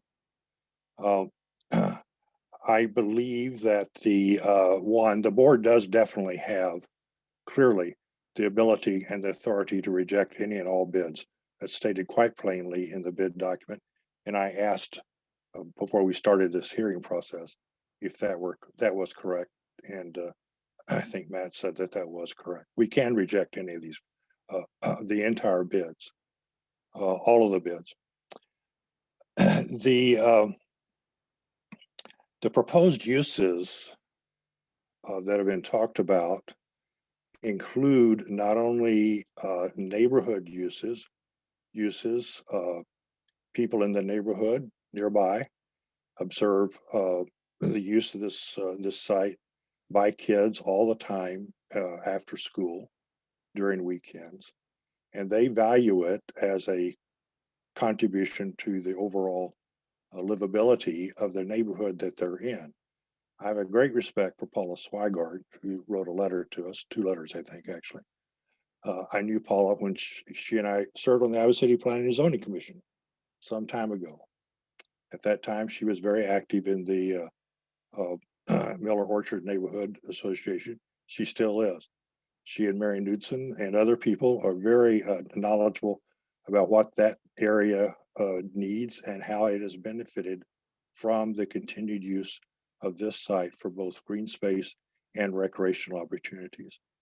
And and we can maintain that use if we choose to do so. The other aspects that I am particularly interested in have to do with the use of the building owned by the Alameen Center as a place where students from the district, all students from students from the district who live in this area, can go and will maintain and develop connections with each other, with the community, and with the school district. We have had a number of conversations, and we're engaged in a number of efforts to attempt to augment the connectedness that students feel for the district. And we've heard a number of comments tonight that suggest that a community center associated with a religious institution or not is one of the things that really brings kids together. And they eventually go on from where they are as students in this district to other things in life. Those things are important, I think, to us as a district. In terms of, well, what's our financial responsibility? Well, the Alameen Center has already said that they're willing to consider increasing their offered price. So I'm not really concerned about the difference in a major difference in financial proceedings from selling this site. And in terms of what our reputation is as a school board and as a school district in this community, as we enter the November election period, where we're probably going to propose additional funding for additional building. As we enter that period, I think that we are in a much stronger position if we could demonstrate to which I believe are the overwhelming majority of people in this community who are for fair treatment, who are for inclusiveness, and who are for diversity, and who value what the district does to further those ends in everything that we do. I do note that we have heard now from, 100 or more folks who are, like everyone else in this community, property taxpayers and sales taxpayers. 2 of the major sources of revenue we're going to ask people to, that we're going to say people we're going to utilize as we enter into the second phase of facilities master planning and construction. So I think we've got a lot of people here before us tonight and who have written to us that would vote for our property or our tax asking in November. And I'd like to have them on our side. And I think that their appeal, the appeal of our fairness and inclusiveness, will be a great asset as we enter that period. So I'm more than willing to reject the bids we've had so far and to open up the bidding process again, as well as to enter into some negotiations with some of the parties that are interested in looking at this site from this neighborhood standpoint, from the school district standpoint, and from the community standpoint.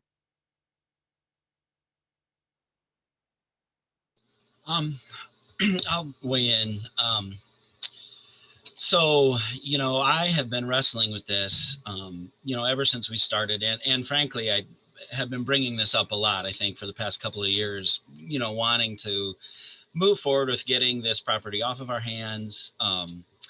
And I was, like everybody else, really excited about the bids that came in. I guess for me, a couple of things. One, I have learned this week lots of things. I had no idea how much that property was being used. I just had no idea that the green space, frankly, I thought it was locked up and we weren't letting anybody use it. I just didn't know. So that's brand new information to me. The other thing is, I remember when we were talking about putting some stipulations, and the tone from staff was very much that we probably weren't going to get anything for this, that the bids were going to be terribly low, you know, and that was the expectation. And so I remember thinking, and I think we said, hey, let's just put it out and see what happens. And if everything comes in super low, we can just throw it out. And then I think the biggest surprise was we had competitive bid, like very competitive bids. And then one bid that came in, obviously, Dwayne, I would guess you said the same thing to everybody. It could be 100,000 or it could be $1 million. And we had one group who said, we see an opportunity at $1 million. And I think, so me as a board member, I just underestimated the value of the property, like by a lot. I thought we were going to be begging people to take it off our hands and we'd be happy to just be rid of it.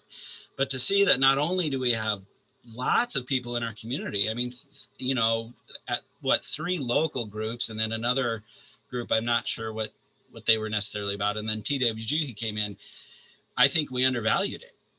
Now, you know, so that puts me in a tough spot. In addition, you know, tonight and with all of the emails that I've also read and have not responded to, certainly I wasn't aware of the impact that the Iman Center has had, frankly, on our school district. And it has provided things that we want to provide and we can't. And we haven't been able to figure it out how to support our communities in the way. We haven't figured out how to do it with our facilities in a robust way, and all for very good reasons. I mean, you know, there are lots of reasons that we don't have community centers in all of our schools. And so, you know, I'm still struggling, I'll be honest, between, you know, one, I don't know, I'm concerned about the fiduciary. I think that if more of these groups realized how competitive this was, they may have come in with more competitive bids that were closer to that upper mark. And some people have indicated in the public, it is worth that much money to them. And from the sentiment I heard tonight, you know, it seems that for some people it isn't, you know, it's not about it's worth $1 million because they can make more money off of it. It's about it's worth $1 million to their community because it's frankly priceless and much needed. And so, you know, in my head, as I listened to all these people tonight, I was thinking, what is going to benefit our students more in a realistic way? And the fact is, you know, our Islamic community is not centered on the west side of Iowa City. They're all over the community in North Liberty and in Coralville, and they're very much spread out. And I would imagine there's a lot of congregating that goes on in that part of town. And so hearing all the benefits that some of our former students who have gone on to do great, you know, things, doctors and engineers have talked about what they got out of Al-Imam, keeping them out of trouble, keeping them focused on positive things, not getting involved in some of the behaviors that kids get involved in when they're not engaged and they're, just at home alone, left up to their own devices. And I have to admit, it's hard for me to see and I know it's workforce housing, and so I'm not, and I know, Charlie, workforce housing isn't technically affordable, but it is not high-end condos, which is exactly, Dwayne, what you said. That's frankly who's going to buy this, is somebody coming in with high-end condos, and it's the only way to make money out of it. And clearly there's a developer out there who figured out another way that they can make a profit on workforce housing. However, we do need workforce housing as well. I mean, that is a gap in the area.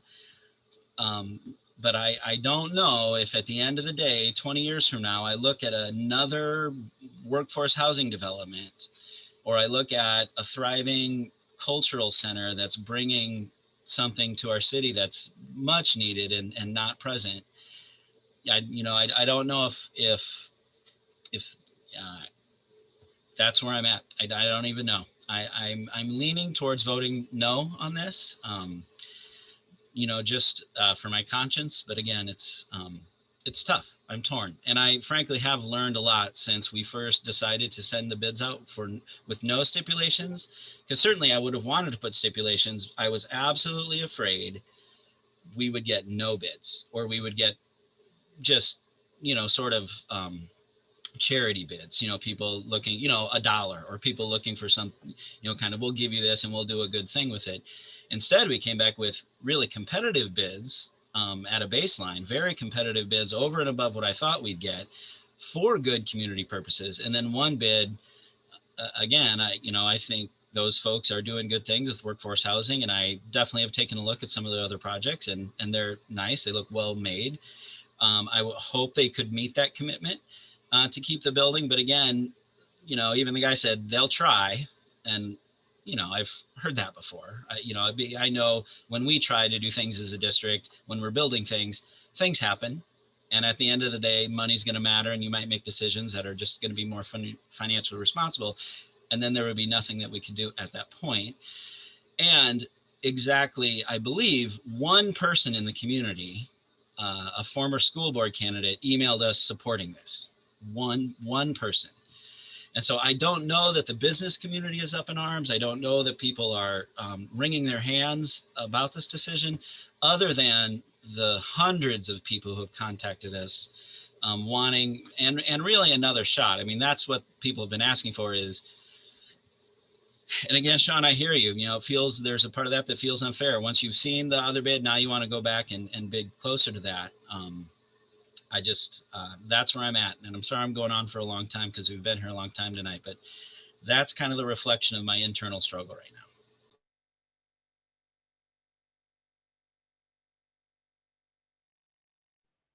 now. Sean, I'll weigh in. I look like Lisa and I were kind of doing the, who's gonna go first? Wow. Similar to many folks who've spoken already, I've learned a lot in the last couple of weeks. I want to say I'm very appreciative of the input we've gotten from the community members who've emailed us, and then of course the speakers tonight. I've learned a lot, and do feel the passion and the need that this school has provided to you in such important ways. All of you who spoke tonight and the emails we received have been compelling, passionate, impressive, clearly noting the need in the community for this kind of community space. And so I recognize that, I appreciate it. And I thank you for your inputs. I'm struggling too, I'll just say. Part of me from a fairness standpoint, in terms of the process that we started, I feel that we need to stay true to the process that we started. I think the dollar amount and the purpose that's been stated for the sale by TWG is also compelling to me.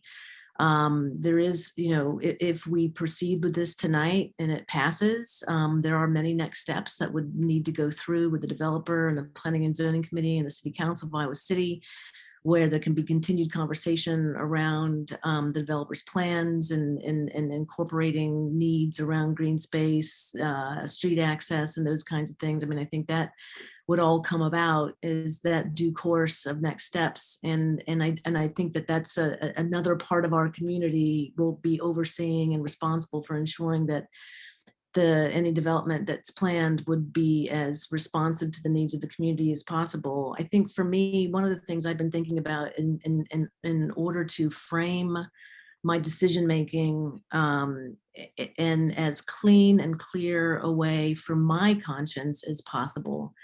And that is the 5 municipalities that comprise Iowa City Schools: Hills, North Liberty, Iowa City, Coralville, University Heights, the 14,000 students that other board members have mentioned, the money that we retain through the sale to whomever, whether we vote tonight to sell or we vote to rebid or reopen a bid process.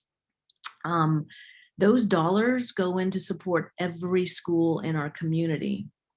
And through the PEPL Fund and some of the uses that we talked about at a previous board meeting and some of the things that were highlighted at the beginning of this meeting, those needs are compelling across every community, every neighborhood in our district. Every school is considered a neighborhood school. And this is where I personally, in my conscience, is coming into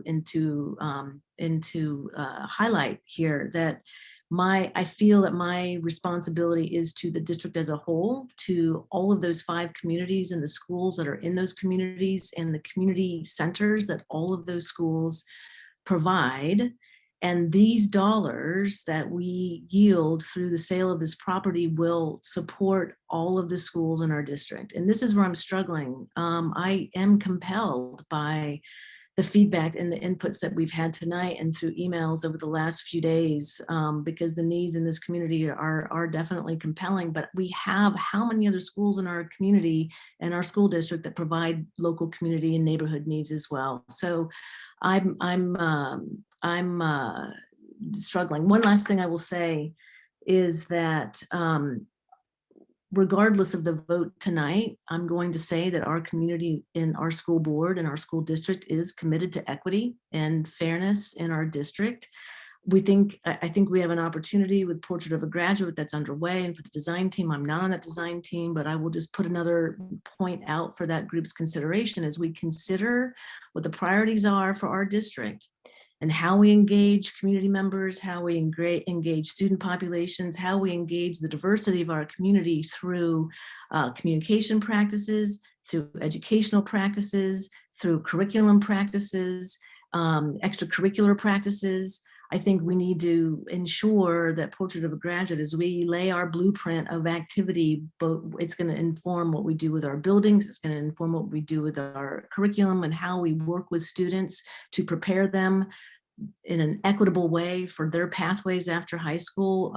Please, I'm going to ask that group to reconsider and continue to consider, I should say, the equity and the support of all the populations in our community, because it is diverse and we need to hear those voices and we need to make sure that we put plans in place to help support all of those community members. So this is a hard one. The arguments are compelling. I think it's going to be an interesting vote tonight.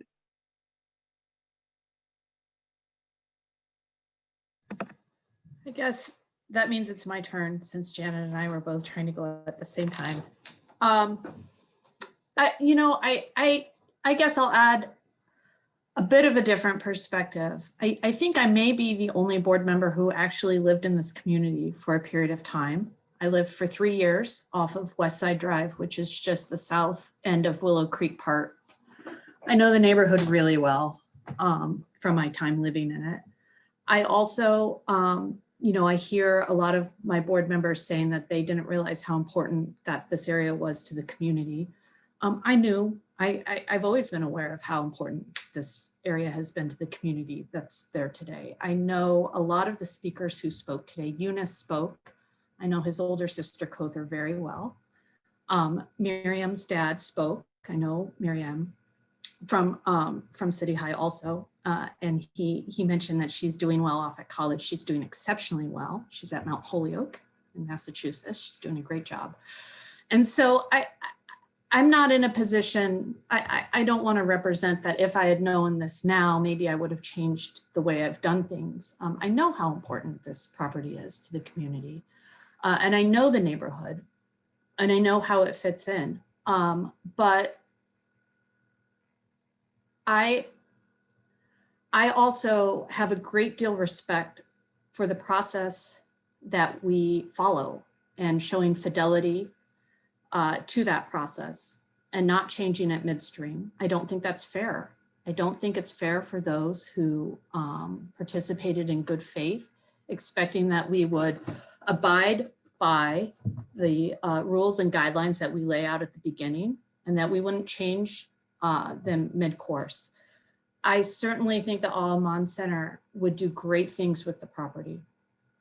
My vote tonight is not going to be a indication of a better purpose over a lesser purpose. I think there's a lot of really great ways that you can use that property.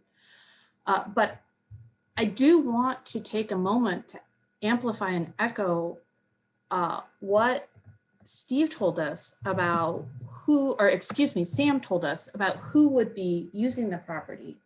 It's for individuals earning an average salary of $22,000 to $50,000 per year. Now, I would challenge every single one of these board members to make $22,000 to $50,000 and try to find a place to live in the middle of Iowa City. Imagine if you're the custodian at the University of Iowa hospitals, or a medical assistant, or a brand new teacher at Horn Elementary, and you want to find a place to live close to where you work.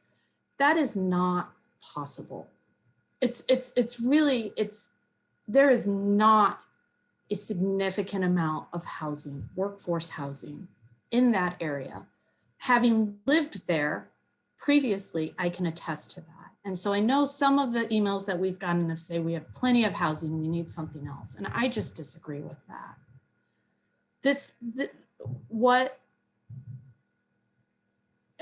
I think that the intended use for the property is going to add to the community. It's going to be a good use. It's going to help lower and middle class families have stable housing. It aligns with what I think a lot of our goals in the district. Are there other uses of the property that align with our goals of the district? Of course. But I just have a real discomfort with setting up a process with rules and guidelines and having people follow that process and having someone who has a good purpose, who's going to help the community, and then changing the rules on them at the last minute because we subjectively believe that maybe somebody else has a better purpose to use the property for. I don't think that's fair. And I don't think it does our entire district, to pick up on what some other board members have said, our entire district, which is composed of stakeholders in Hills and Coralville and North Liberty and Iowa City, a service. And so I will be voting in favor of the resolution of the land sale this evening. Okay, and Charlie, before you go, I'm going to let everybody have a chance to speak again, but I think since everybody spoke once, I think we should go ahead and I would like to entertain the motion and see if there's a motion and a second. And then if we continue the conversation after that before the vote, I think that would be the way to go. So I would appreciate if there is someone who would like to make the motion. The motion should be in the affirmative. So we're all in the same place that we are accepting the resolution. I would word the motion that way. so we all know how to vote. So. I would move make that we, oh, go nope, ahead. it's you. Okay, Nope, I'll second. I move that we accept the final disposition resolution for track as presented. Second. All right, and now we can have some further conversation. Charlie, looked like you had some things to say. Oh, thanks, Sean. Not to be disputatious, but I do want to make up a couple of observations. One, a developer who says they're going to build workforce housing, and that's going to be affordable to people with $22,000 a year in income, is not being quite genuine. People in the affordable housing area, which I've been one in the past, and then other people who have just messaged me tonight, point out that workforce housing is actually available to people with very high incomes. There's no particular, or if not high incomes, there's no particular income guideline on workforce housing. And the price for most units that are built as workforce housing are not going to be available to folks with incomes in the $20,000 a year range. I also noticed that this developer is proposing 120 units on this site. Dwayne, what's the number of acres of this site in the 7-acre range, something like that? It's a 9-acre site, Charlie, and it's about Okay, so half of it's forested. Right. Okay. So, so at 9 gross acres, that's a density of over 12 units per acre. I wouldn't expect going into the planning and zoning process that that's going to be approved by the Iowa City planning process, especially in this area. So I'm still not seeing a compelling reason not to do this, or not to wait and to rebid this property. The idea that we do have an obligation district-wide. Clearly, I share that obligation with you. I'm not quite seeing how making this decision to use this site for a community purpose or purposes doesn't fulfill or is not a part of our overall obligation to the district, especially if the sale proceeds are close to what we now know is closer to the actual market value of the site. I also see that the high bidder is proposing at 120 units per acre, is proposing a per unit cost for their site of about $10,000 a unit, which is really quite low. And so I'm thinking that maybe the actual value of this site, if the city approves a higher density, may be a good deal higher than what we've already seen already. So with all those things, I'm still not inclined to go ahead with where we are right now.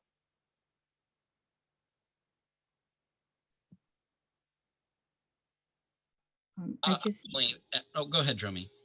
Oh, I was just gonna say, maybe I didn't, I just want to say thank you to all the community comments and commenters. I don't know if that's the right phrase, but and also to the members of the immigrant community who spoke up. I think that it's important that we speak up, and hopefully we always do that when there's something of value for us that we think will benefit the immigrant community and the community as a whole.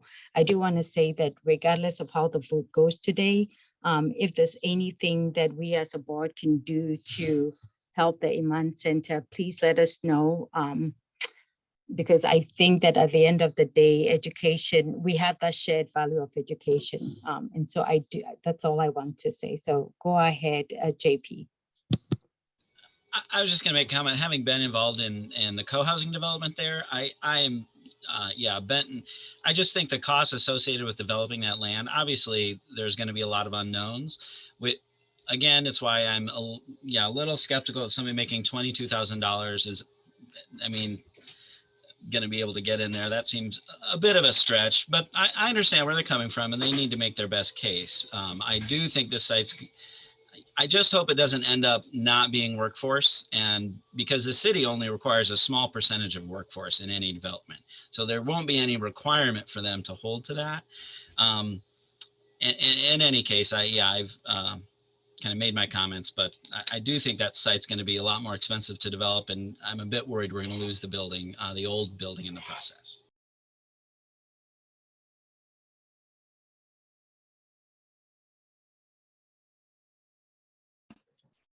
Any other further comments from directors or any questions of the admin team?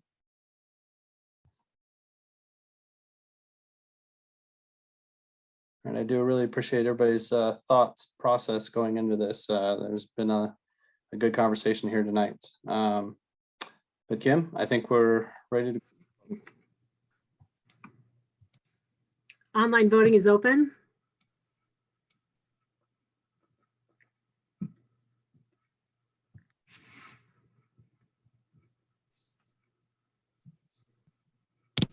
Kim, I don't know if I'm in because I do not see it. How would you like to vote, Director Etsy?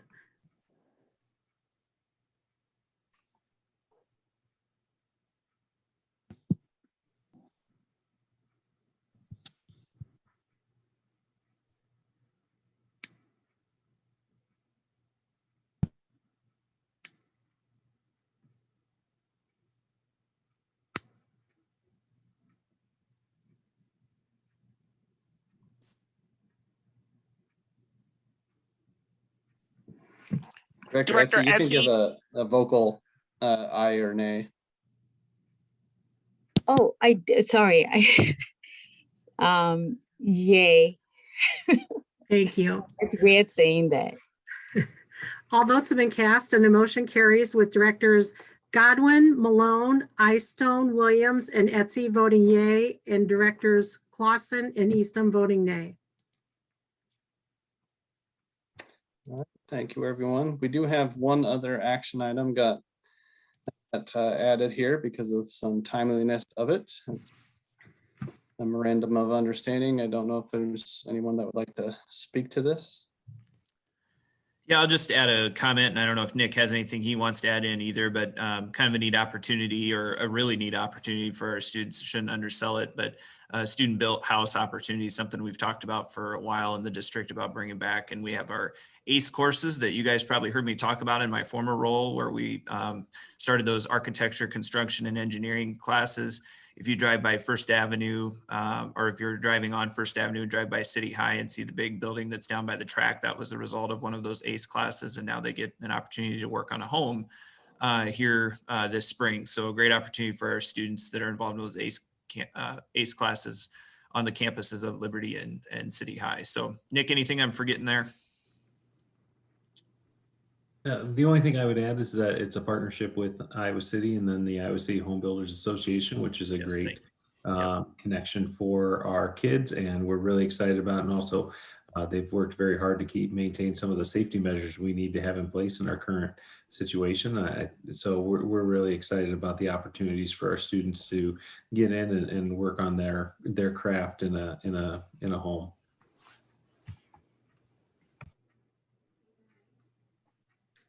All right, are there any questions from directors on this? I don't have a question, I have a comment, Sean, but do you want to have a motion first? No, go ahead. Okay.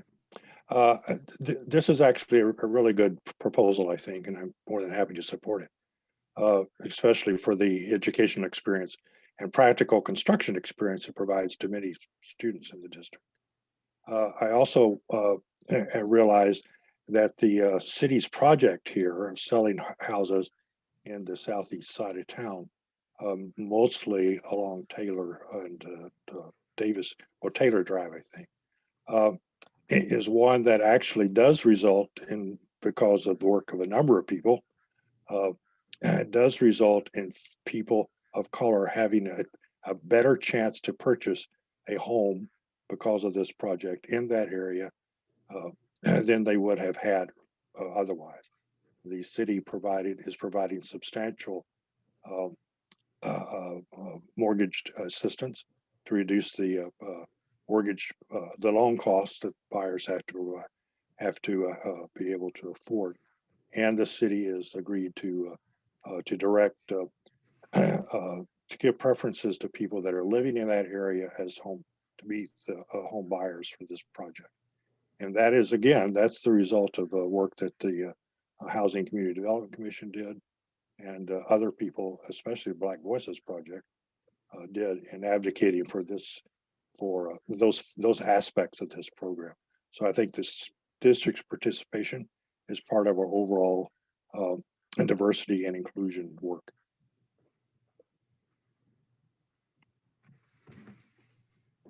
Thanks for that perspective, Charlie. Appreciate that. There's no more questions. I would entertain a motion. I move that we accept the MOU with the City of Iowa City, Kirkwood Community College, and Home Builders Association, as well as the HBA Vocational Training Council. Second. Any further conversation? I just have to give a shout out. This is my old neighborhood. I lived one street away, so I'm really excited to see us getting involved and this kind of action taking place down there. So. All right, Kim, I think we're ready to vote. Online voting is open.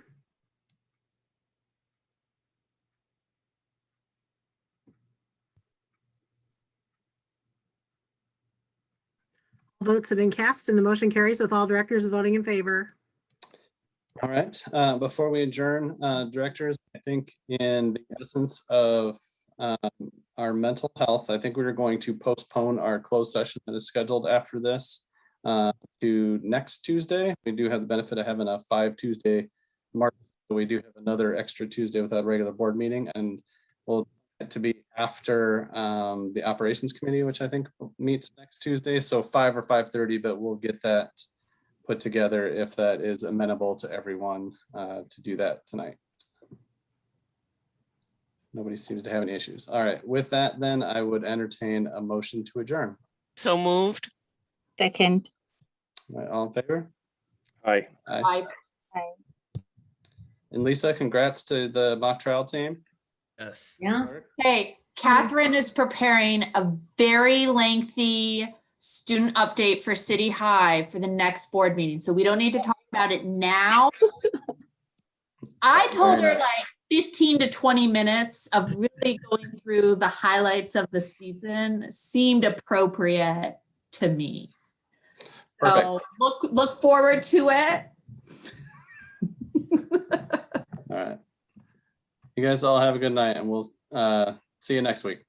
Good night.